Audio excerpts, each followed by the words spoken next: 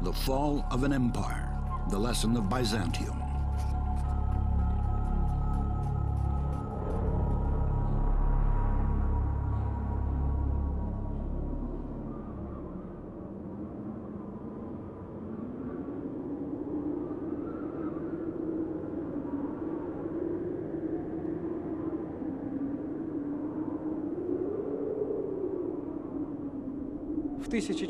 In 1453, the Byzantine Empire fell. Let us now take a look at how this happened.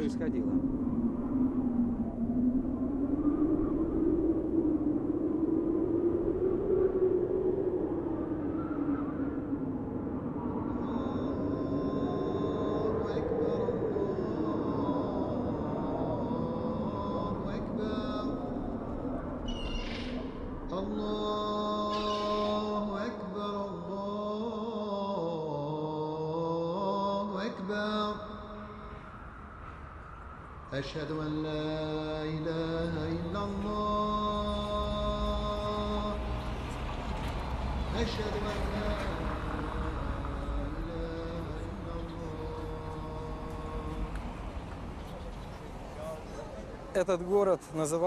This city was once called Constantinople. 6 centuries ago, it was the capital city of what was, without exaggeration, one of the greatest civilizations in world history, the Byzantine Empire.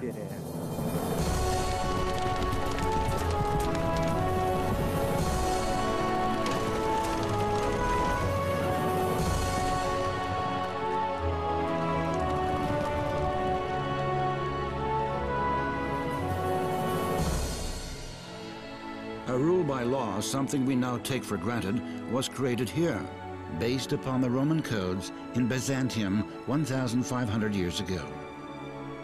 A legal system which was to become the basic foundation of all types of laws in most modern governments was the monumental creation of Byzantine jurisprudence during the reign of Emperor Justinian. The system of elementary and higher education first developed in Byzantium. It was here in the 5th century that the first university appeared. The most stable financial system in the history of mankind was created in Byzantium and existed in a nearly unaltered form for over 1,000 years. Modern diplomacy, with its basic principles, rules of conduct, and etiquette, was created and refined here in Byzantium. Byzantine engineering and architectural arts were unrivaled.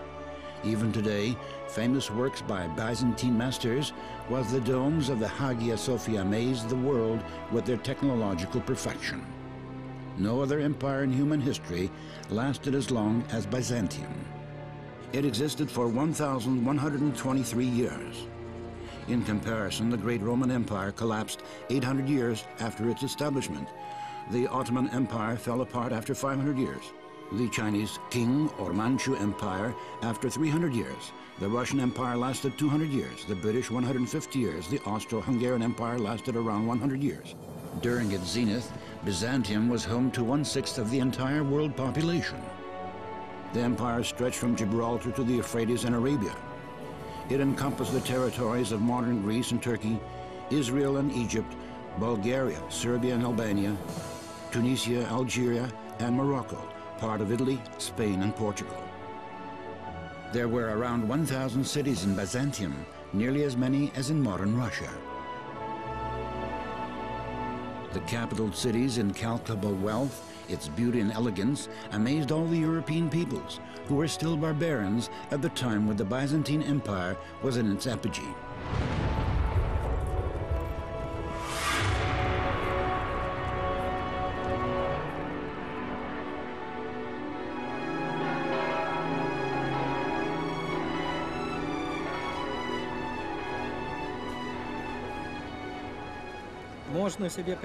One can only imagine, indeed history records it as such, how crude, ignorant Scandinavians, Germans, Franks, and Anglo-Saxons, whose chief occupation at the time was primitive sacking and pillaging.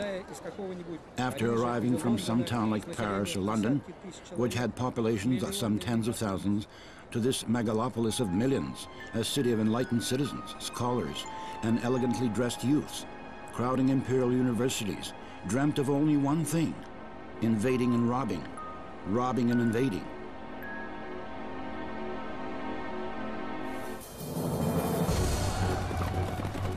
In fact, when this was actually accomplished in 1204 by an army of Europeans calling themselves Crusaders, who instead of freeing the Holy Land treacherously sacked the most beautiful city in the world. Byzantine treasures were carried away in an uninterrupted flow over the course of 50 years.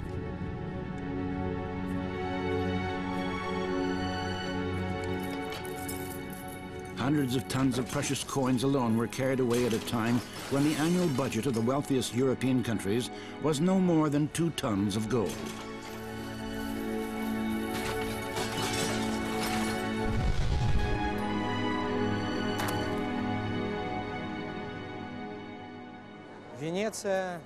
Venice, the Cathedral of St. Mark. All the columns, marble, and precious adornments were stolen at that very time. By the way, those horses are from the imperial quadriga, carried away from Constantinople by the Crusaders.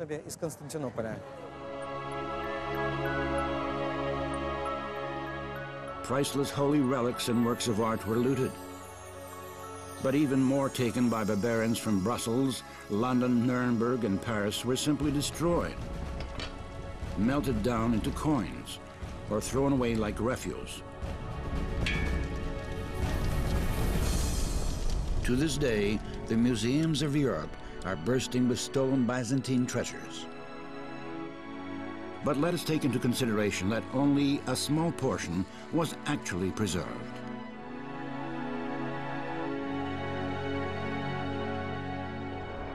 It was during this period of looting that the monstrous modern lending system was created using treasures stolen from Constantinople. This average-sized city in Italy, Venice, was the New York of the 13th century. The financial fate of nations was decided here. At first, most of the booty was easily taken by sea to Venice and Lombardy. The Russian word for pawn shop to this day is Lombard. The first European banks began to spring up like mushrooms after a good rain. The English and Dutch, more reserved than their contemporary Italians and Germans, joined the activity a little later, and, with the help of Byzantine riches pouring in, developed that famous capitalism with its inevitable lust for profits, which is essentially a sort of genetic continuation of the sport of military plunder. The first significant Jewish capital was amassed as a result of speculation in Byzantine relics. An unprecedented flow of free money caused the Western European cities to grow turbulently and became the decisive catalyst in the development of craft, science, and the arts.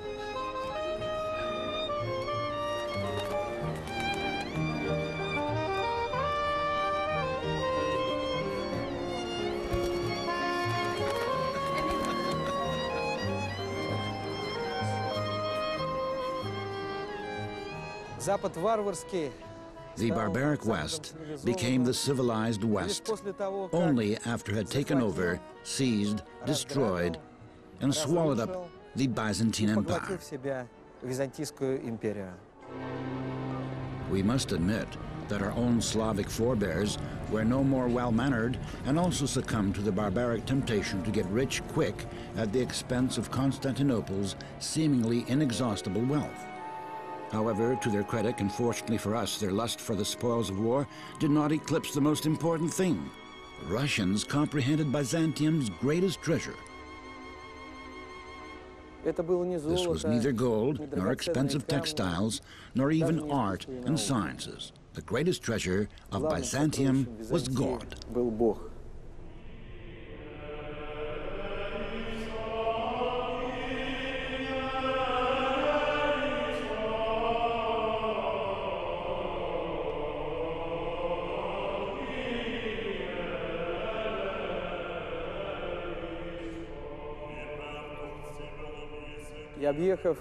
Having traveled the world over in the search of the truth and God, the ambassadors of Grand Prince Vladimir of Russia experienced only in Byzantium that a true relationship between God and man exists, that it's possible for us to have living contact with another world.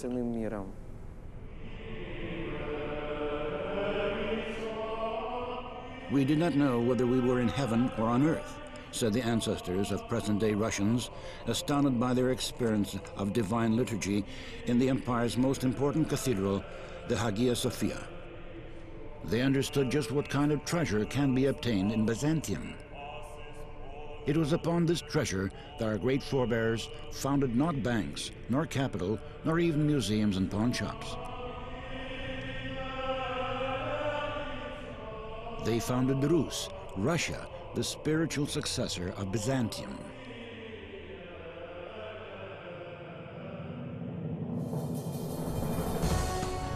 So what made it possible for a nation so great in the arena of world history, with such extraordinary capabilities, to so suddenly begin to lose its life-giving force?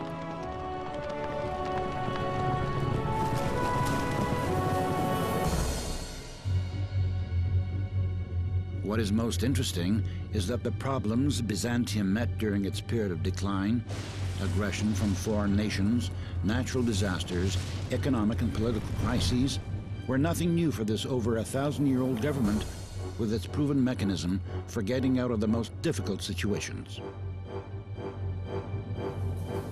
After all, the empire had experienced all these things before and had overcome them. Yes, there were many envious enemies both east and west. There were earthquakes, there were plagues. But it was not these which crushed Byzantium. All of these problems could have been overcome if only the Byzantines had been able to overcome themselves.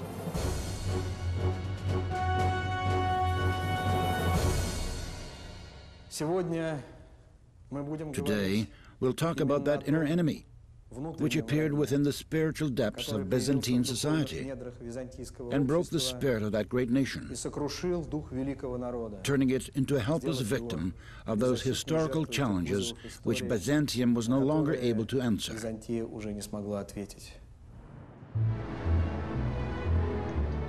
Nowadays, we generally assess a society's well-being according to its economy. Although the word economics and even the science of economics itself hails from Byzantium, the Byzantines themselves never gave it much attention.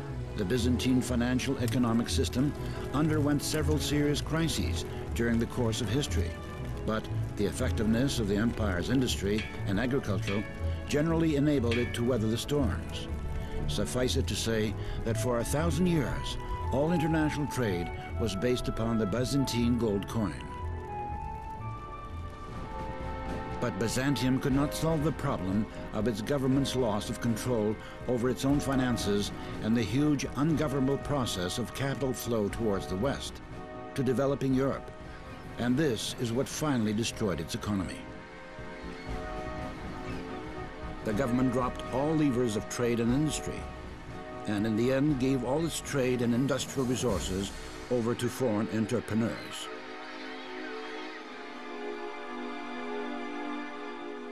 It happened like this. An important financial resource in the country was not gas and oil, as it is now, but customs obtained from the enormous international trade in the Bosphorus and Dardanelles.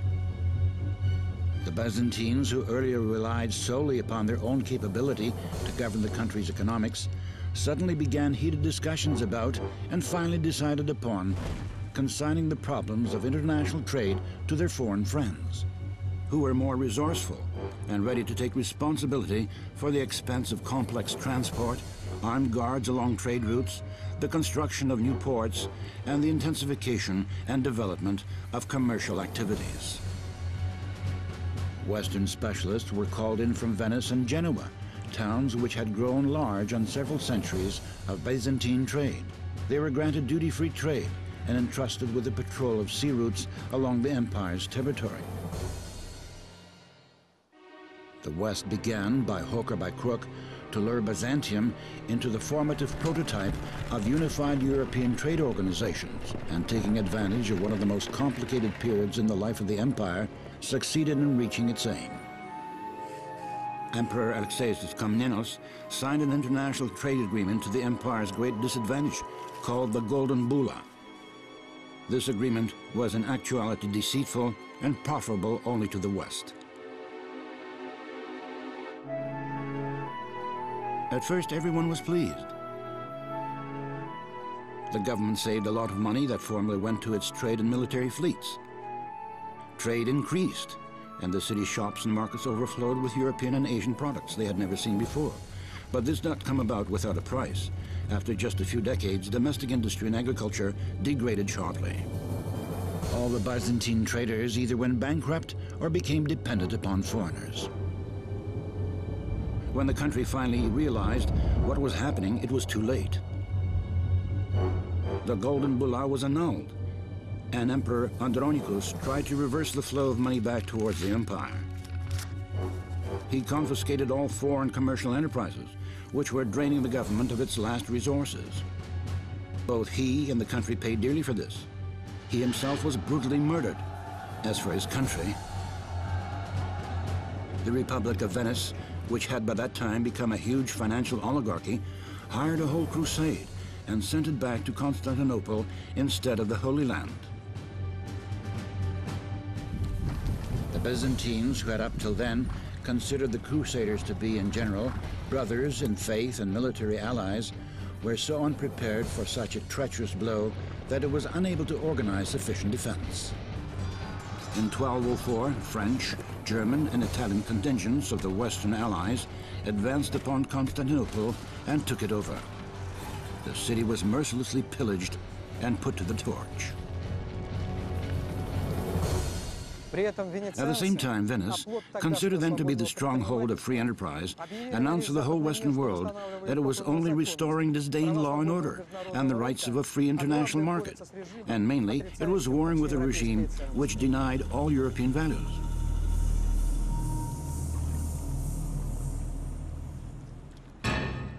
This was the moment when the West began to create an image of Byzantium as a heretical evil empire. As time went by, this image would continually be pulled out for use from Western ideological arsenals. Although Constantinople was recovered 50 years later, Byzantium would never recover from the blow. Meanwhile, foreign traders would retain complete control over both the economy and the Byzantine market.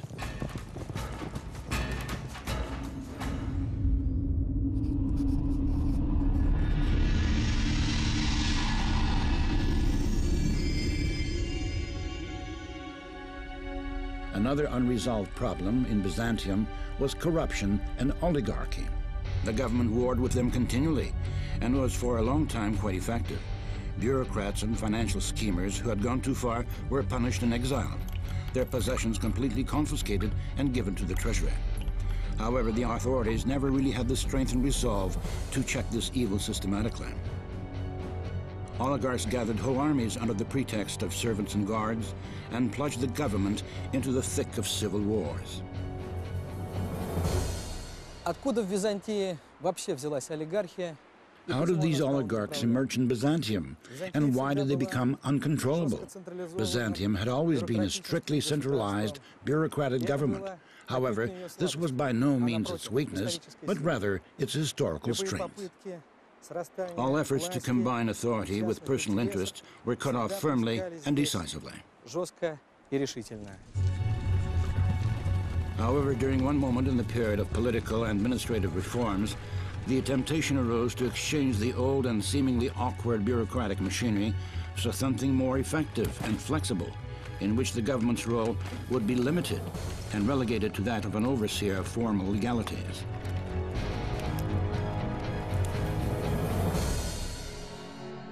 To put it simply, the government, out of good intentions and with its eye upon European experience, in fact willingly relinquished a portion of its strategic monopolistic functions, handing them over to a small circle of families. However, contrary to the government's expectations, this new aristocracy it was feeding did not remain long under the control of the bureaucratic apparatus. Resistance continued with alternating success and ended in a serious political crisis, out of which the government could escape only at the price of irreversible concessions to foreigners. We know what happened after this. The oligarchic corruption of the government continued up until the very takeover of Constantinople by the Turks. Incidentally, the oligarchs not only failed to provide the government with money or arms during this final invasion by the Turks, but even grabbed what little was left in the treasury.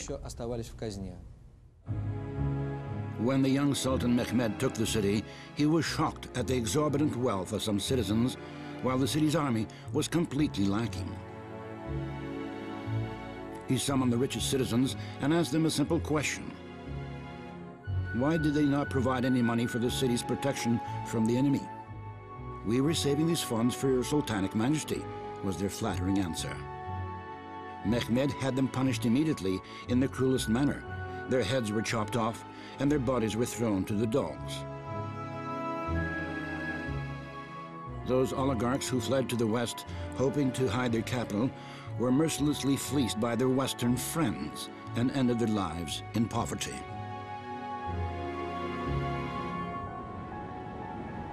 A huge problem of the Byzantine government during the period of decline was its frequent change in political direction, which could be called a lack of stability and succession in governmental powers.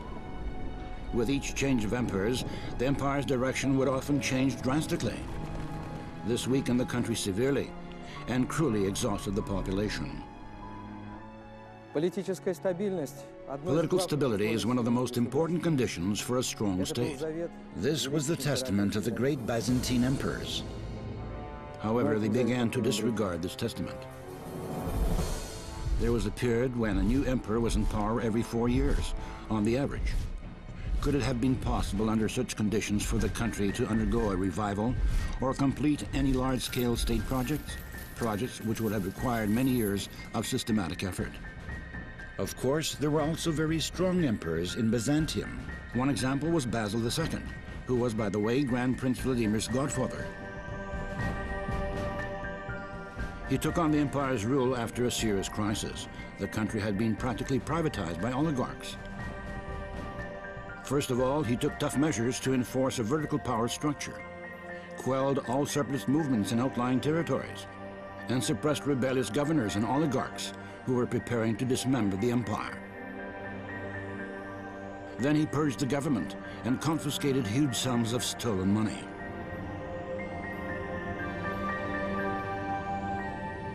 Basil II's strict measures allowed him to build up the state treasury to unprecedented sums. The empire's annual income was 90 tons of gold during his reign. As a comparison, Russia reached such levels only towards the beginning of the 19th century. Basil significantly weakened the mighty regional oligarch magnates. These local sovereigns' influence and power were at times incomparably greater than that of the official governors. Once, during a military campaign, the Asia Minor magnate Eustathius Malenus demonstratively invited Emperor Basil and his troops to rest at his estate, and was easily able to accommodate this huge army until they had sufficiently recuperated. This oligarch seriously hoped to influence the country's fate. He began his intrigues, then moved his own puppet candidate forward to the upper levels of authority. Later, he would pay dearly for this. All of his vast property was confiscated, and he himself was sent to one of the most distant prisons in the empire.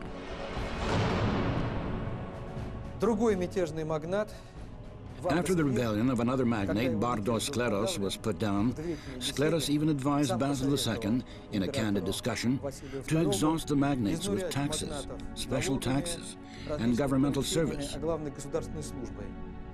so that they would not have time to get so rich and powerful.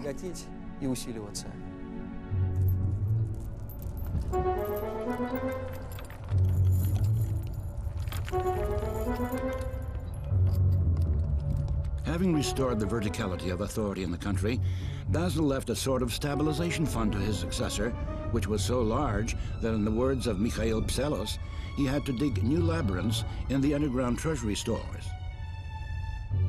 The National Reserve was designated first of all for military reforms and the organization of a professional, capable army.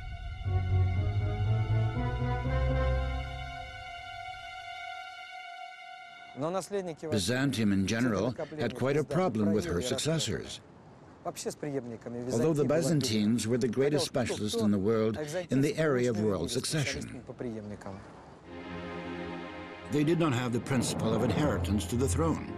Wishing to ensure that power succeed to a worthy heir, the emperors usually chose one or two candidates and actively drew them into governmental affairs, delegated high and responsible positions in the government to them, and observed them. There was even a system whereby the country would have at one time an emperor and so-called junior emperors, the heirs. This was all very reasonable, but no matter how well they honed the system of succession, in the final analysis it became clear that it was simply the luck of the draw. Василию II не повезло. Basil II was unlucky. Too occupied with governmental affairs, he was unable to prepare a worthy successor, and the throne passed to his natural brother, Constantine VIII. When the new emperor began to feel free, powerful, and fabulously wealthy, he dedicated himself not to governmental affairs, but rather to ecstatic daydreams about accomplishments and glory which were supposed to eclipse those of his brother. The results were sorrowful. Under the aegis of the dreamer in Porphyry, the cynical ruling elite quickly lost the obedience and discipline cultivated by Basil II, and immersed themselves in power struggles with renewed vigor.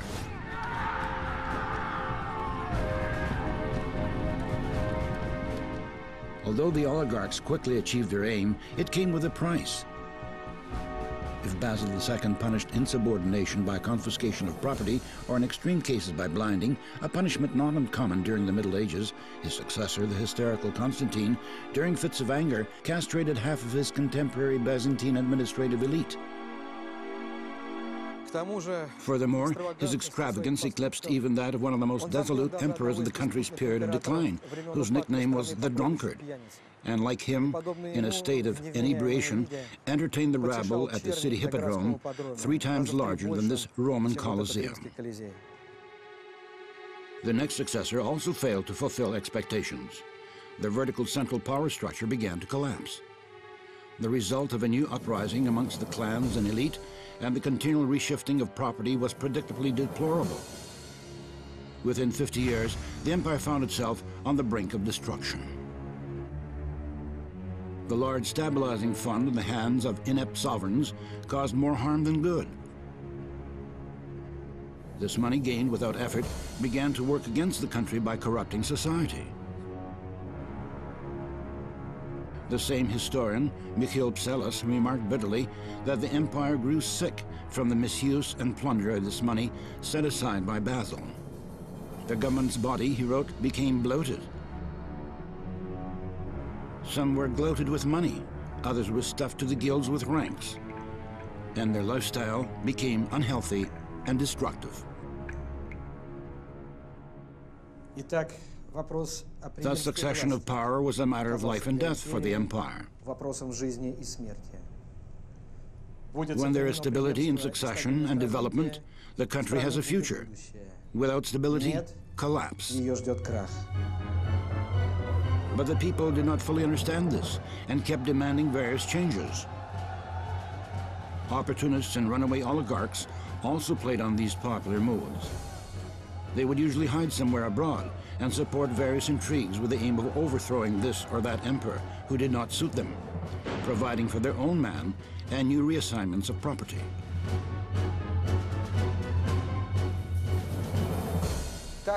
Such an individual was a certain Bessarion, a mediocre scholar, unprincipled politician, and ingenious intriguer of the 15th century who fled Byzantium for Rome and received there political asylum. Bessarion coordinated the entire opposition in Constantinople and caused no small headache to the government. He went on further to become a Catholic cardinal. He bought himself a house in Rome. After his death, his Western protectors even named a small street on the edge of town after him.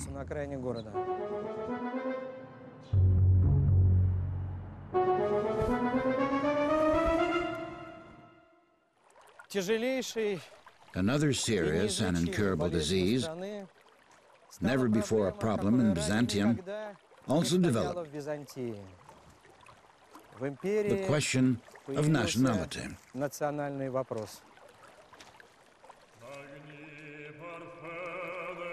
The fact of the matter is that nationality problems in Byzantium really had not existed for many centuries. As the historical, lawful descendants of ancient Rome, which was destroyed by barbarians in the 5th century, the inhabitants of Byzantium called themselves Romans. In a vast empire divided into many nationalities, there was one faith, Orthodox Christianity. The Byzantines literally fulfilled the Christian teaching of a new humanity living in a divine spirit, where there is neither Greek, nor Jew, nor Scyth, as Apostle Paul wrote. This hope preserved the country from the destructive storm of ethnic conflict. It was enough for any pagan or foreigner to accept the Orthodox faith and confirm it indeed in order to become a full member of society.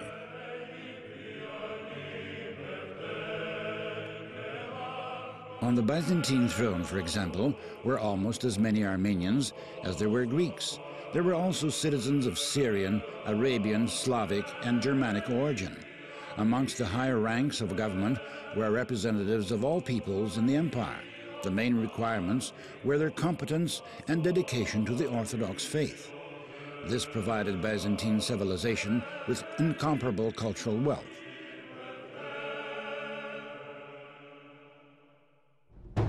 The only foreign elements for the Byzantines were people who were strange to Orthodox morals and to the ancient Byzantine culture and perception of the world. For example, coarse, ignorant, money-grubbing Western Europeans of the time were considered barbarian by the Romans. Emperor Constantine VII, the purple-born, instructed his son when choosing a bride, "Inasmuch as every nation has its own traditions, laws, and customs, one should unite in matrimony only with one from amongst his own people." In order to understand the emperor's thoughts correctly, we must recall that his great-grandfather was a Scandinavian by the name of Inger. His grandfather was the son of an Armenian man and Slavic woman from Macedonia. His wife was the daughter of an Armenian man and a Greek woman, and his daughter-in-law was the daughter of an Italian king. His granddaughter, Anna, became the wife of Russian Prince Vladimir just after the latter was baptized. The very idea of a nation was actually a European concept, which later in Byzantium evolved into an idea of their own national superiority, or more precisely, of that of the Greeks around whom Byzantium had grown. Europeans lived in smaller states, built upon ethnic principles, for example, France, Germanic countries, and Italian republics. National custom was good and correct for them, but the fact of the matter was that Byzantium was not an ethnic state, but rather a multinational empire, and this was an essential difference. For 100 years, the Byzantines warred with this temptation and did not allow themselves to be broken. "We are all Romans, Orthodox citizens of the new Rome," they proclaimed. It must be noted that all this unfolded at the very beginning of the epoch called by historians the Renaissance, the worldwide creation of a nationalistic Hellenic Greek pagan ideal. It was understandably difficult for the Greeks not to be tempted by this Western European Renaissance and the European fascination with the culture of their great ancient Greek ancestors.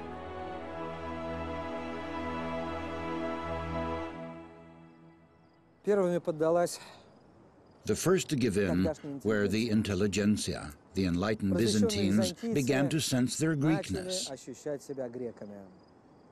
Nationalistic movements began, then the denial of Christian traditions, and finally, during the reign of Paleology, the imperial ideal gave way to a narrow, ethnical Greek nationalism. However, this betrayal of the imperial ideal was costly. Their nationalistic fever tore the empire apart and was then quickly swallowed up by the neighboring Muslim empire. One apologist for Hellenic nationalism, the liberal scholar Platon, arrogantly wrote to Emperor Manuel II, "We, the people whom you command and govern, are Greeks by descent, as our language and educational heritage testify." Such words would have been unthinkable even a century earlier. However, Platon wrote them on the eve of the fall of Constantinople, in which were living people no longer Roman, but rather Greeks, Armenians, Slavs, Arabs, and Italians, in enmity with one another. Greek arrogance led to the discrediting of Slavs in the empire. Byzantium thereby estranged the Serbs and Bulgarians, who could have provided real help in the struggle with the Turks. The result was that the peoples of the once united Byzantium began to be at enmity with one another. The West did not miss the chance to take advantage of this new problem. It began to forcefully convince the Serbs and Bulgarians that the Greeks had been suppressing their national identity for centuries. Several real revolutions were provoked, and finally, with the help of economic and military forces, the West insisted upon the Serbs and Bulgarian separation from Byzantium and unification with Latin Europe. These nationalists took to bait, exclaiming suddenly, "We are also Europeans." The West promised them material and military aid, but of course deceived them, instead throwing them cynically before themselves as a buffer along the warpath of the Turkish hordes. The Balkan states, so loyal to the West, found themselves under the cruel Turkish yoke for many long centuries, and Byzantium was no longer able to help.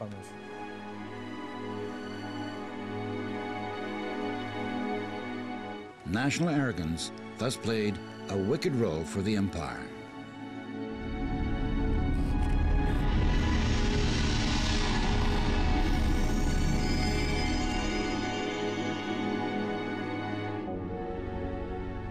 Another great problem was the gradual loss of control over the far-flung provinces. The contrast between the provinces and the satiated wealthy capital, Constantinople, which lived for the most part at the expense of these impoverished areas, became very sharp. At the beginning of the 13th century, the Byzantine writer Mikhail Khoniat wrote to the capital's inhabitants in bitter reproach. "Do not all the riches flow into the city as rivers into the sea? But you do not wish to take a look at the towns around you, who await some fairness from you. You send them one tax collector after another, with brutish teeth, in order to devour their last morsels. You yourselves remain in your city to enjoy your peace and extract the riches."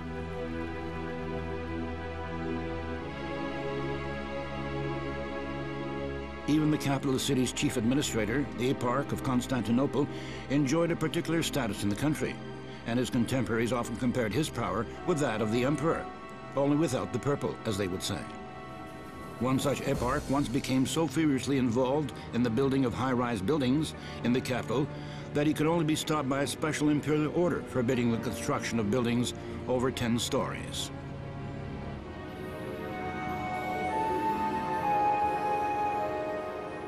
All political, cultural, and social life essentially took place in Constantinople. The government did not wish to notice that a serious imbalance was developing, and the forsaken provinces were becoming more and more decayed. Gradually, the tendency to flee to the center became increasingly marked. Governors of these distant territories also played their deceitful games. Money budgeted and sent to the province was shamelessly expropriated. It would not have been half as bad if this stolen money had gone only towards the enrichment of the governors and their protégés.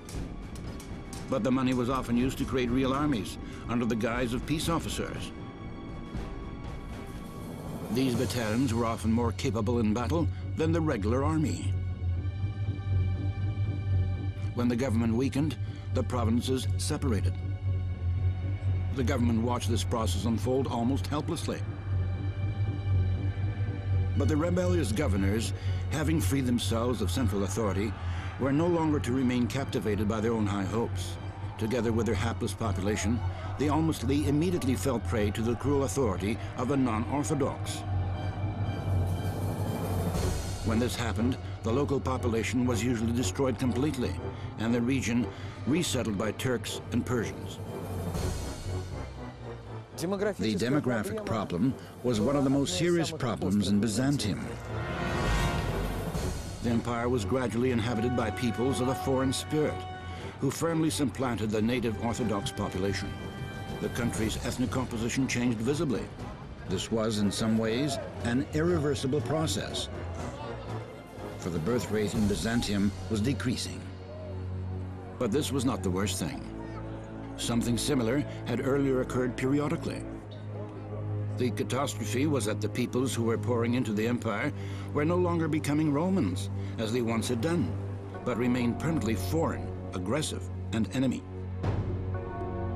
Now the newcomers treated Byzantium not as their new homeland, but only as potential property, which should sooner or later come into their own hands.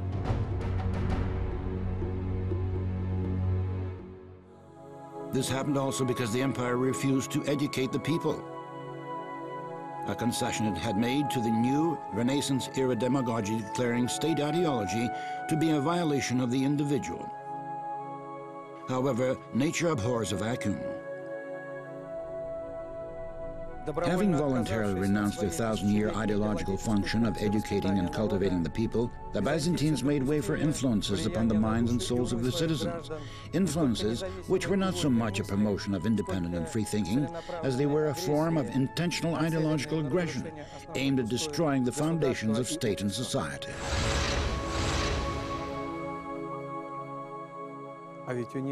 But the Byzantines had amazing, incomparable experience.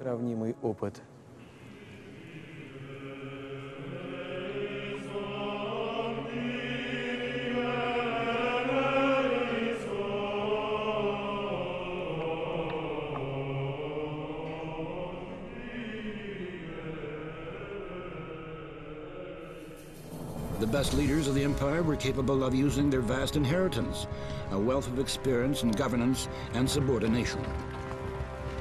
As a result of this acumen, cruel barbarians, after partaking of the great Christian culture, became the most reliable allies, received grandiose titles and vast estates, were numbered among the highest ranks of government service, and fought for the interests of the empire in the furthest stretches of its territory.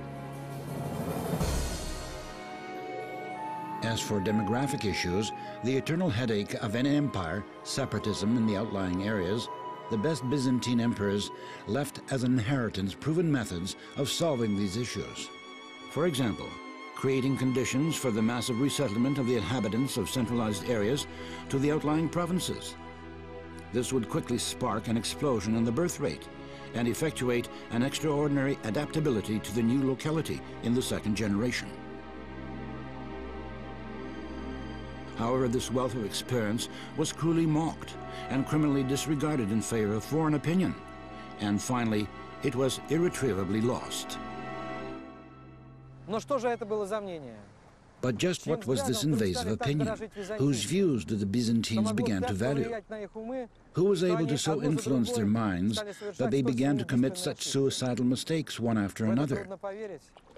It's hard to believe that such enormous reverence and dependence could have developed with regard to the same once barbaric West, which had for centuries so enviously and greedily looked upon Byzantium's wealth, and then coldly and systematically grew fat upon its gradual dissolution.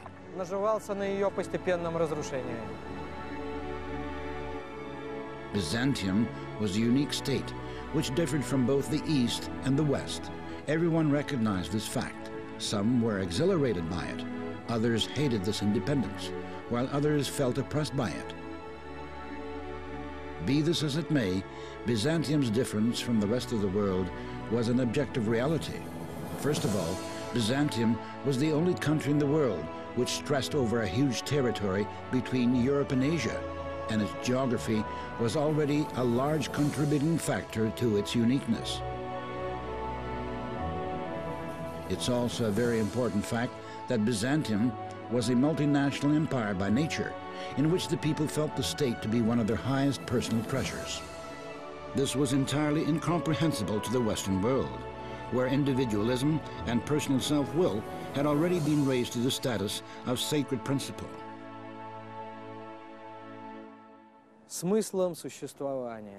Byzantium's soul and its meaning of existence was orthodoxy, the unspoiled confession of Christianity, in which no dogmas had changed essentially for 1,000 years.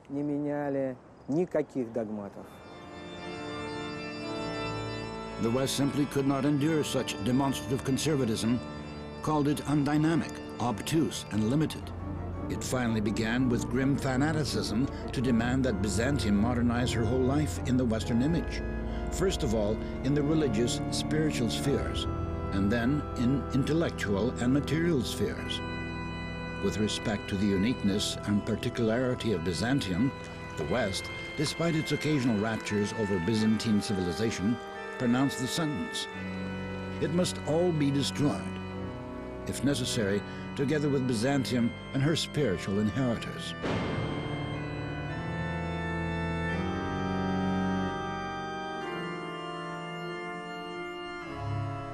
Неплохой орган. Not a bad organ, Тоже also изобретен invented и and создан created in в Byzantium. Byzantium.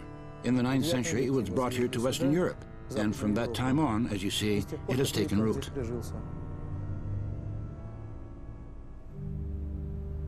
Of course, it's senseless to say that the West was to blame for Byzantium's misfortunes and fall. The West was only pursuing its own interests, which is quite natural.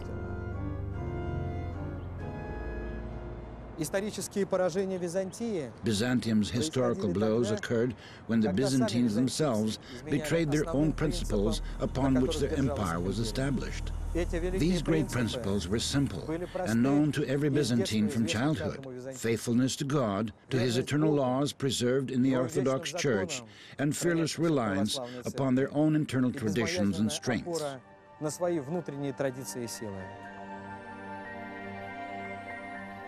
For hundreds of years, Byzantine emperors, both wise and not so wise, successful governors and inept commanders, saints on the throne and bloody tyrants, when faced with a fateful choice, knew that by following these two rules, they ensure their empire's ability to survive.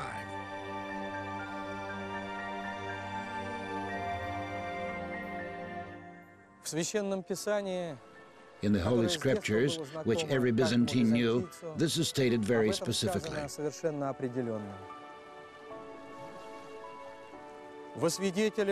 I call heaven and earth to witness before you this day. I have offered you life and death, blessing and curse. Choose life, that ye may live, and your descendants also.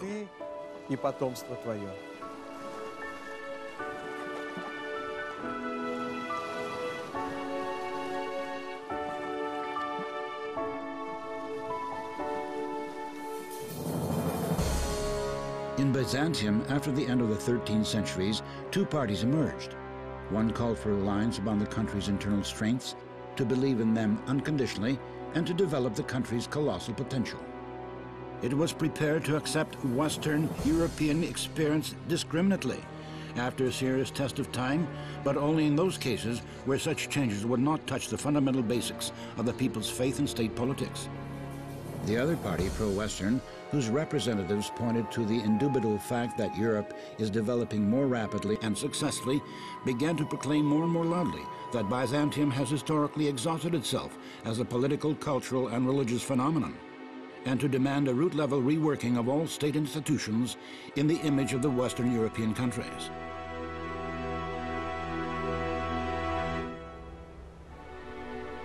Representatives of the pro-Western party, secretly or more often openly supported by European governments, held an undoubted victory over the imperial traditionalists.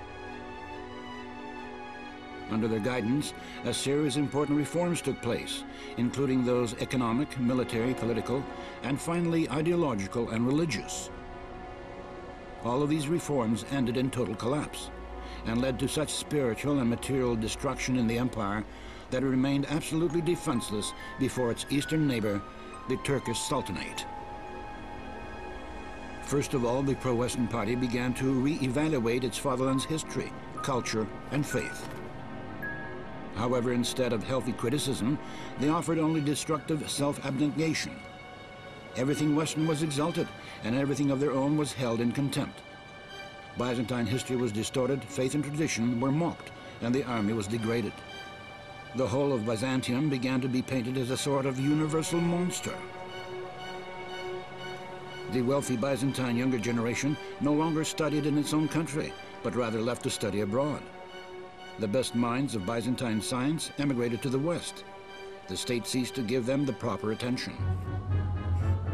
Emperor Theodore II foretold, "Rejected science will become our enemy and will take up arms against us. It will either consign us to destruction or turn us into barbarians." I write this in a state of gloomy melancholy. The emperor's presentiment did not deceive him. During the final fatal attack on Constantinople, a brilliant metal-casting scholar, a Hungarian named Urban, offered to create for the emperor large artillery armaments, which could sweep away the Turkish troops. But treasury was empty, and the rich of Constantinople did not give any money. Not having received payments, the insulted Urban offered his services to Sultan Mehmed. The Sultan seized the opportunity, which would give him the capability to destroy the city's invincible walls. He provided unlimited funds and began the project. Finally, the canons of Urban, the best student of the Byzantine ballistic school, decided the empire's fate.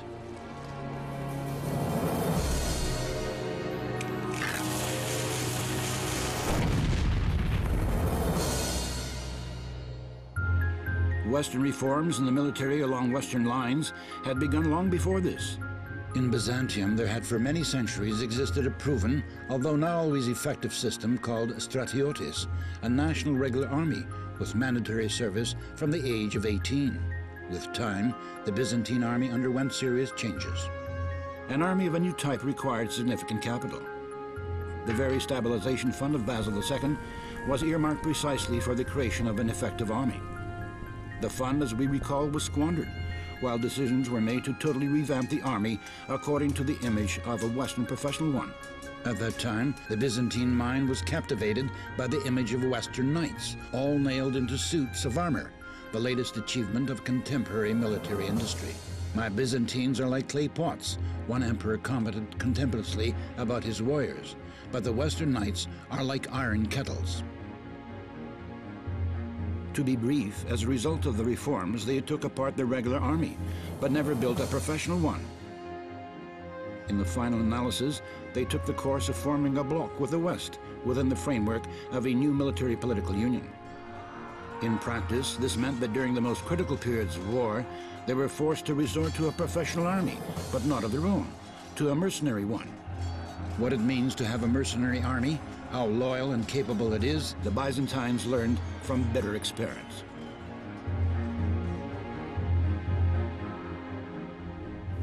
Attempting to rely on the West's experience, the state became more and more ineffective. Even so, they stubbornly sought salvation in a new imitation of Western examples. The final and most devastating blow to Byzantium was the ecclesiastical union with Rome.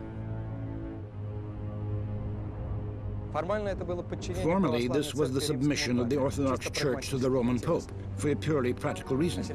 One after another aggressive attack from foreign nations forced the country to make the choice, either to rely on God and their own strengths, or to concede their age-long principles upon which their state was founded and receive in return military and economic aid from Latin West. And the choice was made. In 1274, Emperor Mikhail Palaiologos decided upon a rude concession to the West. For the first time in history, ambassadors from the Byzantine Emperor were sent to Lyon to accept the supremacy of the Pope of Rome.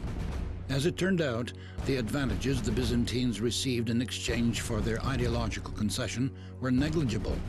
The pro-Western party's calculations not only were unjustified, they collapsed. The union with Rome did not continue for long.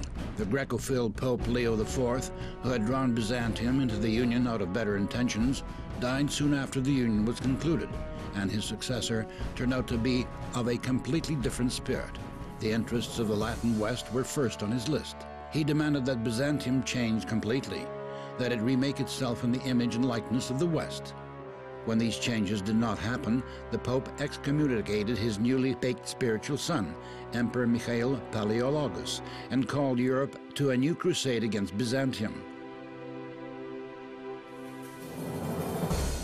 The Orthodox converts to Catholicism were pronounced bad Catholics. The Byzantines were supposed to get the point that the West needed only complete and unconditional religious and political submission.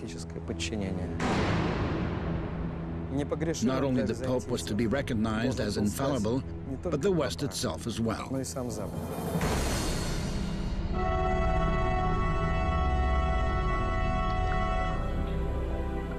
Another terrible loss from betrayal of the faith was the loss of trust amongst the people and the government. The Byzantines were shocked by the betrayal of their highest value, orthodoxy. They saw it was possible for the government to play with the most important thing in life, the truths of the faith.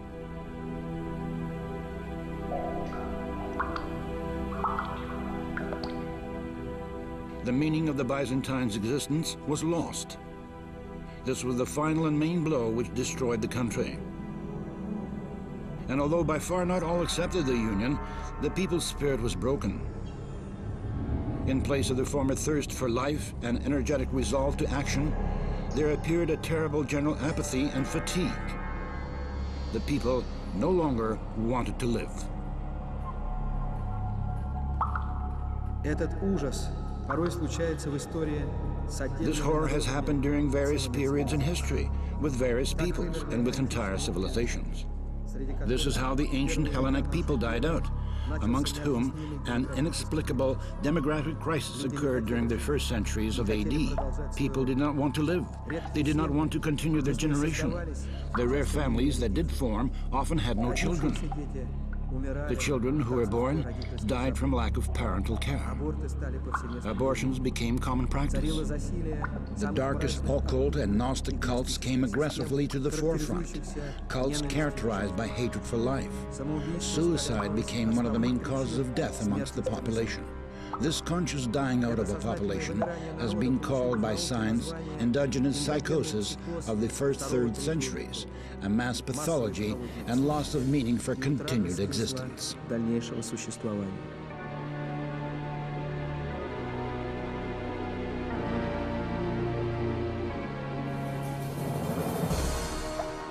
Something similar happened in Byzantium after the conclusion of the Union. The crisis in state ideology led to total pessimism. Spiritual and moral decline began to take over, along with unbelief, interest in astrology, and the most primitive superstitions. Alcoholism became a true scourge of the male population.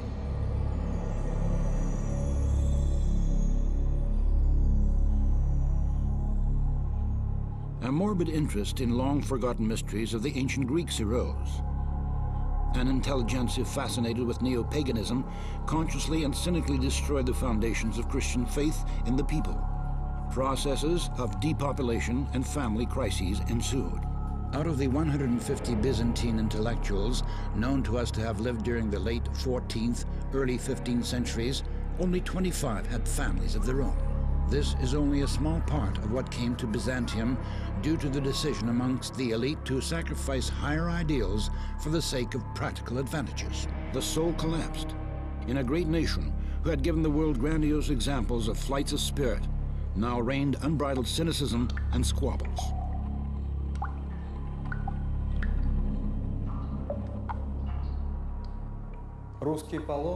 One Russian pilgrim wrote bitterly during the mid-14th century, "Greeks are those who have no love."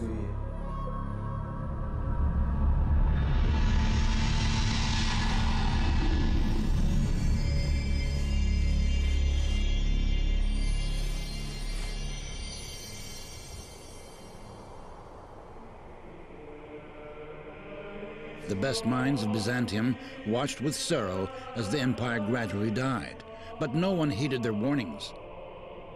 The high-profile statesman, Theodore Metochite, who saw no salvation for Byzantium, wept over the former greatness of the Romans and their perished happiness. He lamented the empire wasted by illnesses, easily succumbing to every attack by its neighbors, and become the helpless victim of fate and eventuality.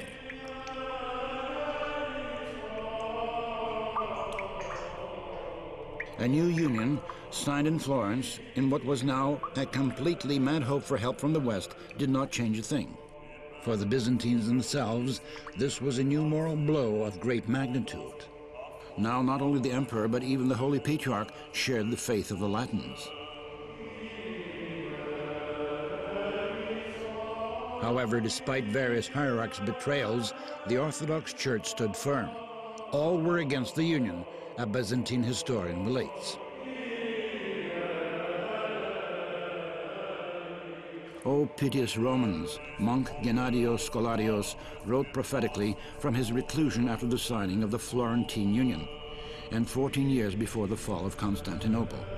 Why have you gone astray from the right path? You have departed from the hope in God, and begun to hope in the might of the Franks. Together with the city, in which everything will soon be destroyed, have you apostatized from your piety. Be merciful to me, O Lord. I witness before the face of God that I am not guilty of this. Return, wretched citizens, and think about what you are doing. Together with the captivity which will soon befall us, you have apostatized from your father's inheritance and begun to confess dishonor. Woe to you, when God's judgment shall come upon you.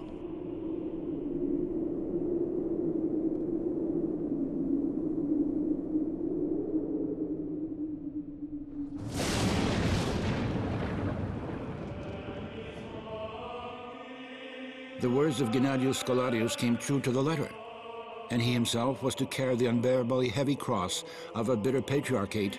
He became the first Orthodox patriarch in Constantinople after its fall to the Turks.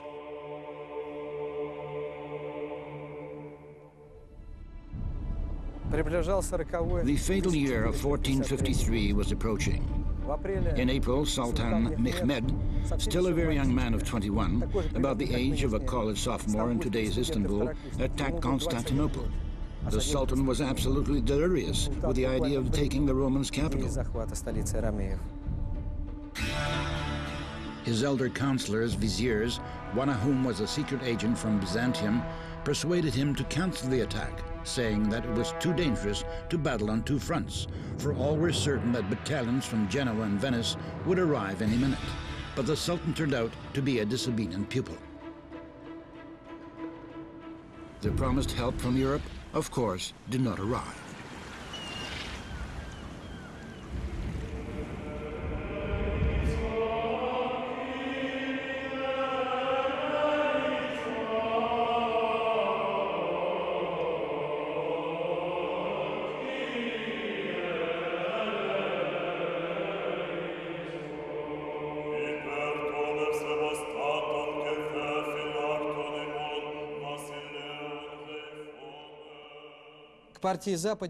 To the party of Westernizers in Constantinople, there was also added a pro-Turkish party.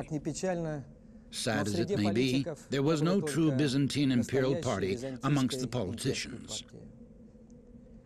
The Turkish party was headed by the first minister and admiral, Grand Duke Notaras.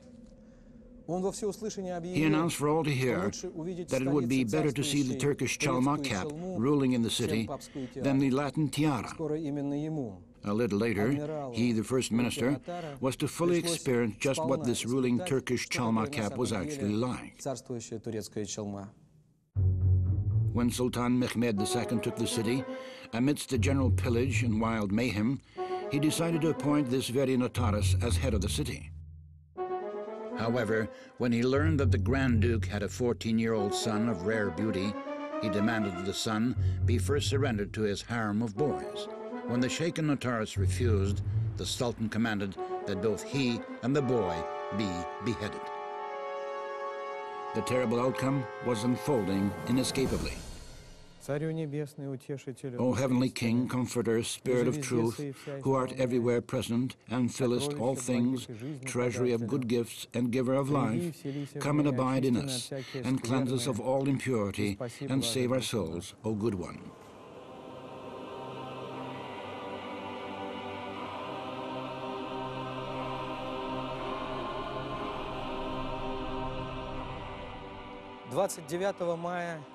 May 29, 1453, after a siege lasting many months and resisted heroically by the city's defense forces, the Turks were able to break through the upper wall. The defense forces, frightened, turned to flight. The last Byzantine emperor, Constantine Palaeologus, remained alone, abandoned by all. Holding his sword and shield, the emperor exclaimed, "Is there not a Christian who might take off my head?" But there was no one to answer. The enemy surrounded him, and after a brief siege, the Turks standing behind the sovereign killed him